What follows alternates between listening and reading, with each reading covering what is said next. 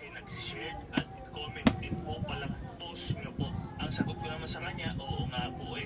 Pero kung nakaayos na nga po sana siya, Sure, anong oras na?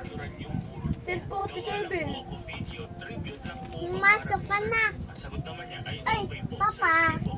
Pag nakauwi na po siya, Ma, po kami patingin mo nga sa akin. Ito na nga, nakating na nga sa'yo eh. Tapos doon, nagpasalamat na ako sa kanya. Nag-aaral At nung tinanong ako. araw na yun, nag-chat siya sa akin. Sabi niya, Galing na siya, Sir, Mahal. bawal daw po i-post yung picture eh. Pero papakiusapan ko po, di ko pa naman nasasabi kung para saan ba't pipicturean. Ang sagot ko naman, siguro wag na kung ayaw po nila. Kung pwede, gawan ko na lang siya video ng pasalamat po ba sa pagsuporta sa akin. Yun lang yung pinakahuling naging conversation namin o kung ano yung naging balita ko sa tao na yun. Kaya lang, syempre mga kamorgan, ang pag-isip po Ma, kasi dito ka. Teka lang, mag-upload nga pa ako sa labas eh.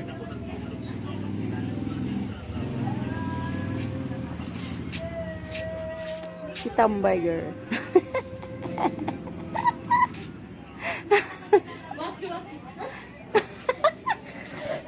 Wait lang.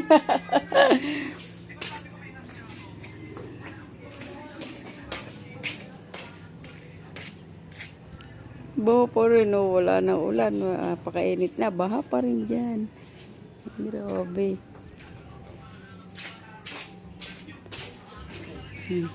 Ano yan?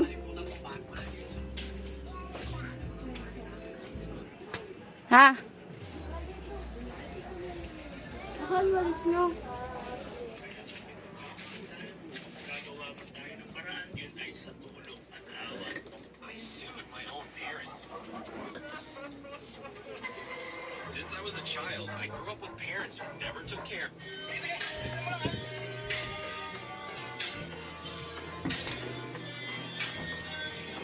Na, babay na, mahal ko.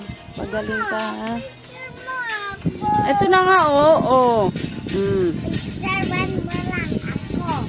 Ito na. Di mo, may ubo ka pa.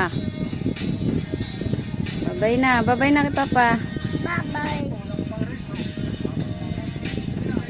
Babay na, mahal ko. I love you, Papa. Sinusubukan